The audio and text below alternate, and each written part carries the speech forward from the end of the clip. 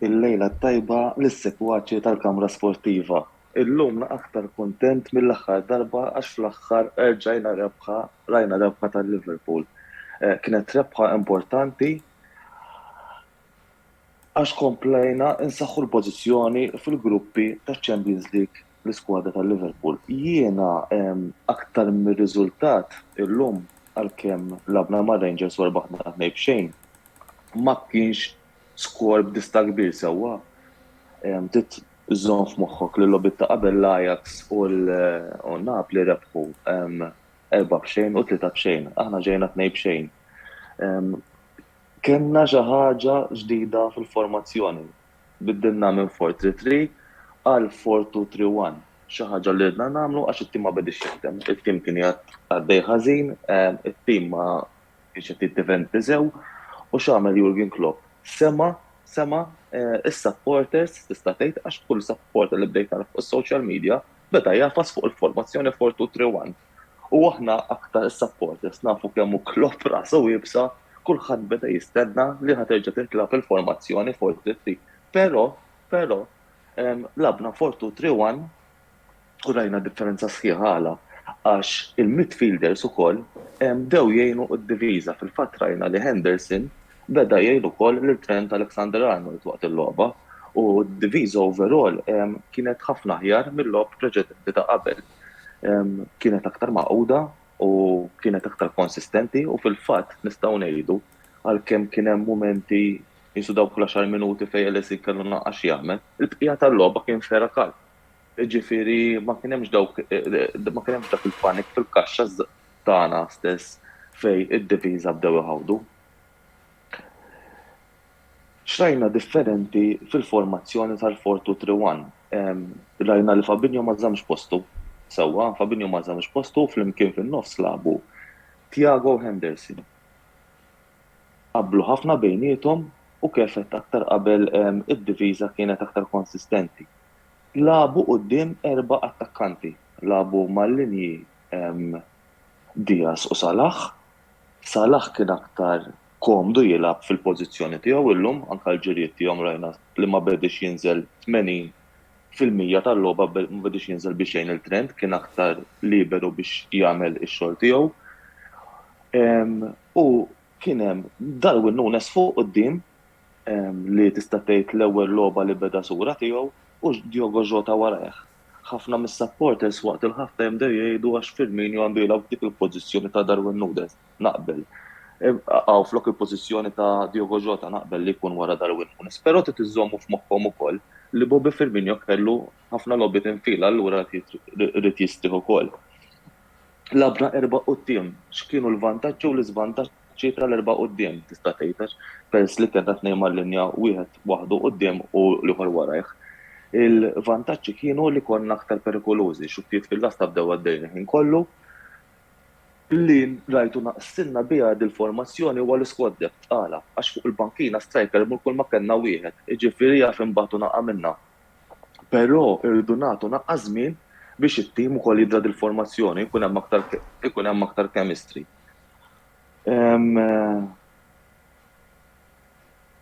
Għalija li kisbaħ mument tal-logħba kien meta l-ewwel gowl tagħna, il-free kick sabiħ ta' Trent Alexander-Arnold, kien free kick benġut, kien free kick u gowl importanti għalih innifsu biex ġejra bil-konfidenza għax kien hemm ħafna mis-supporters stess dew it-tuħħar time u bdew jgħaddu forsi kummenti negattivi fuq għax huma bedix jiddefendi, imma llum għalih overall ukoll naħseb li min-naħa tal-Liverpool kien il-man of the match. Il-Rangers kellhom żewġ players, ex-players tista' sej tal-Liverpool, id-difensur Ben David u l-winger Ryan Kent. Ma ġewx ma ġewx fil-ground ta' Anfield biex joħdu easy. Il-Rangers ridu jerbħu bil-fors u allura aħna sibna liebes wara l-Ajax u Napoli għal fatt li il-Rangers għalaw dimiet gbar ma daw il-timiet allura ġew kontrina biex jippruvaw iġibu riżultat. Fuq wara għamlu ħafna mill-ħin jalbu b'ħamsa ġifieri jekk kienet aktar għalina diffiċli wkoll. Em, Ir-Rangers ukoll kellhom il-goalkeeper tagħhom, McGregor, fejn fl-ewwel ħaf tista' tgħid ġab 4 saves importanti li kieku ma kienx għalih l-iskor kien ikun ħafna ikbar tal-logħba ta' bejn il-Liverpool u Rangers. Jiġifieri McGregor tista' tgħid kien l-aħjar plejer min-naħa tar-Rangers waqt il-logħba. Jien oġobni wkoll u joġobni ħafna u li nsegwi wkoll ir-right back tagħhom ta' Fernier huwa right back tajjeb ħafna James ta' Fernier. Jiena għaldi ħanalaq billi ngħid li dil-logħba overall kienet aktar test apparti li Liverpool irdu jerbħu kienet aktar test biex jipprova Klopp dil-formazzjoni ġdida tal-Liverpool. Issa huwa importanti wkoll li kien jagħmilha illum qabel il-weekend li ġej għal fatt li fil-weekend li ġej għandna logħba importanti ħafna tista' tgħid ma' wieħed mill-aqwa żewġ timiet li hemm fl-Ingilterra bħalissa li huma l-Arsenal. Hija logħba importanti li biex Liverpool ukoll irġgħu jrabbu l-konfidenza u jerġgħu jibdew jitilgħu l-klassifika tal-Premier League. L-iktar mument li ddispjaċini u tħassartu naqa' jiena fil-verità tħassart l-Alex Ferguson għax beda jsegwi wkoll wieħed mit-timiet tiegħu li huma l-Glasgow Rangers għadu kemm ġej telfa minn Man-City u llum kellu joqgħod jara lilna nerpu ġo Anfield ukoll. Imma insomma ċajta żgħira biex naqbdu naqa' mas-supporters tal-United. Jien ħanalaqgħu narakom darb'oħra ħanifqu waqfa qasira ħajgħaddi l-kummenti tiegħu Antonello Bela li llum nimmaġina ħatarafu bid-daħqa għax rebħu logħba importanti kontra tim ibes il-Barcellona. Narakom darb'oħra u l-supporters tal-Liverpool you never walk alone u let's keep going.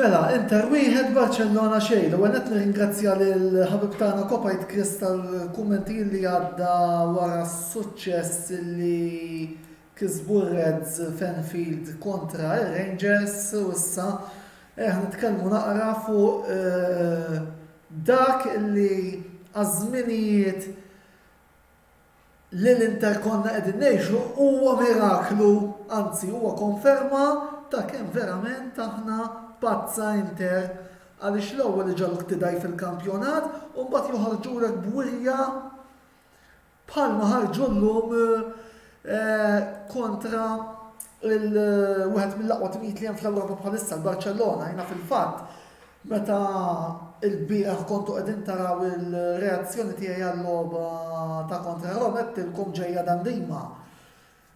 Fortunatament ma kienx il-każ u raġuni kienet illi l-Inter illum labu tattikament il-logħba perfetta u l-logħba li tista' taqbel tista' ma taqbilx miegħi bħalissa naħseb li hemm bżonn nilagħbu. Speċjalment ma' timijiet bħal huma l-Barcellona.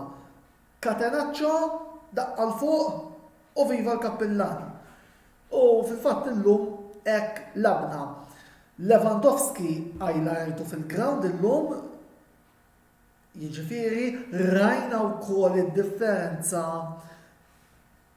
u differenza kbira meta jkollok goaler għal meta jkollok biex nikkwota anke l-YouTuber Luca Mastrangelo siġġu bejn il-lasti għaliex Onana llum ġab ġiex saves u l-garanzja kien kien hemm Handanovic bejn l-lasti kien joqgħod qed jilgħab laser tag, infatti ukoll qed nara diġà kummenti l-intestindilkom ukoll tkomplu magħna. Joseph Brinkat kemm jiswa li kollu goaler f'tok statwa. Mhux x'kellu x'jagħmel imma s-security li jamxew id-difensuri qudiemu ġelli naħseb li dik qed tkun differenza bejn l-lob tal-kampjonat u dawk tal-UEFA Champions League. Minkejja li għadna ma rajniex lil Lukaku u Brozovic barra wkoll fuq injury li ifhem. Tkompli tolli l-valur ta' dir-rebħa meta tqis ikollna mingħajr l-aqwa plejer fl-iskwadra fuq il-karta li huwa Big Rom u l-playmaker Brozo.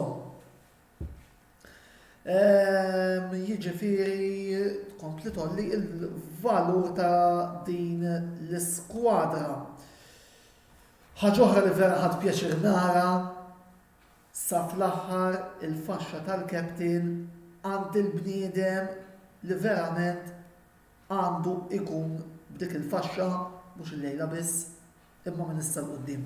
Qed nirreferi għal Skriniar illi fil-fema tiegħi huwa il-veru captain tat-tim.